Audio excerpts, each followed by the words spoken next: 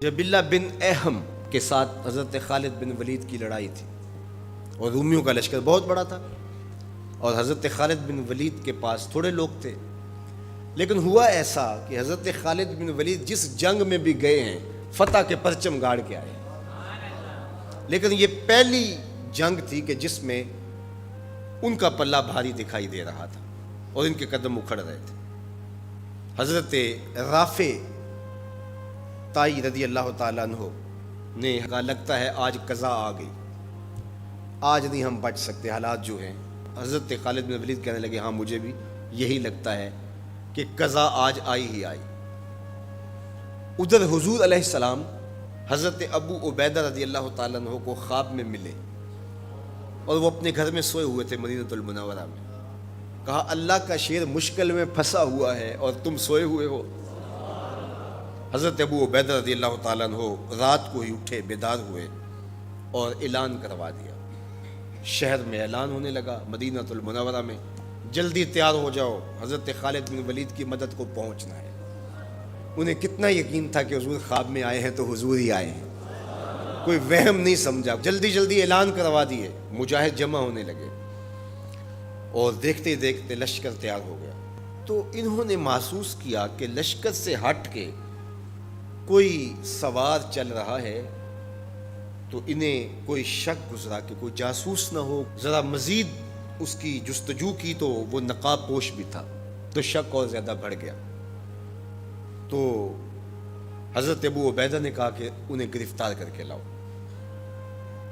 یہ جاسوس ہے، کون ہے، ہم اس کی تفتیش تو کریں۔ تو خیر انہوں نے گھیر لیا ان کو، ان کے گھوڑے کو ابو عبیدہ کے قریب لے آئے۔ تو حضرت ابو عبیدہ نے کہا تم کون ہو؟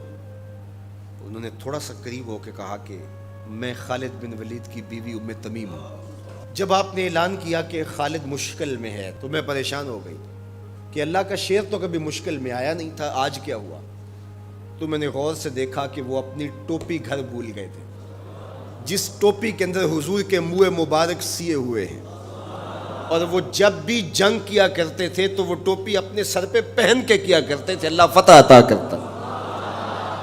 تو میں ان کو ٹوپی دینے جا رہی ہوں۔ اللہ اکبر۔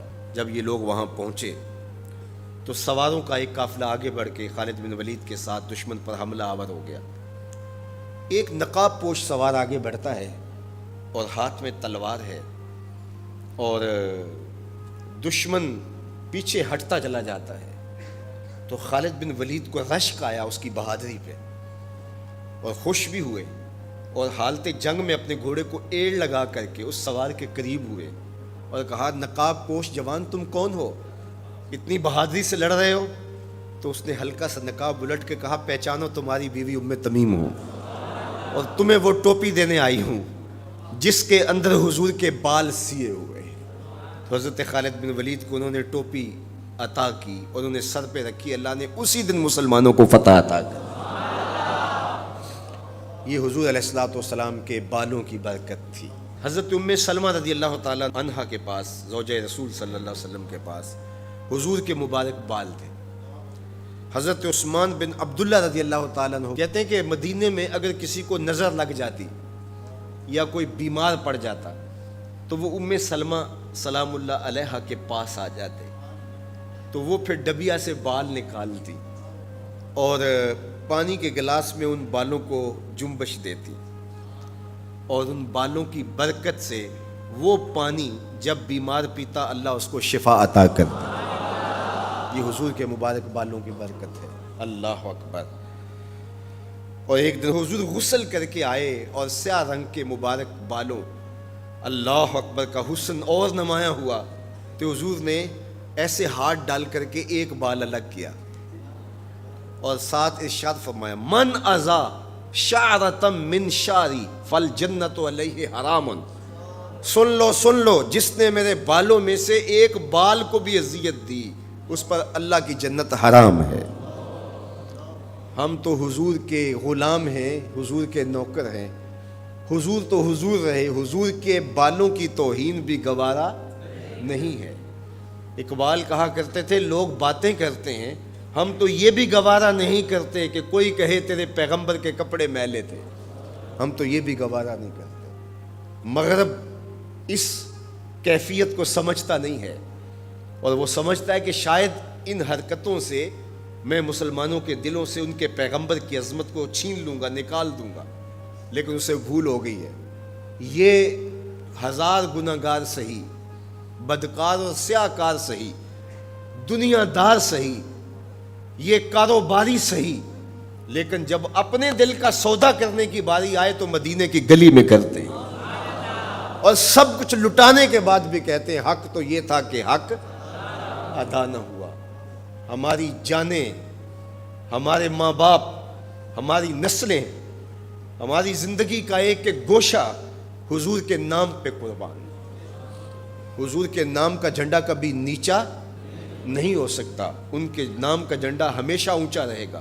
چاند کی طرف منہ کر کے تھوکنے سے اس کی نوری کرنوں کو میلا نہیں کیا جا سکتا، تھوکنے والے کا تھوکا اس کے اپنے منہ پہ آ گرے گا۔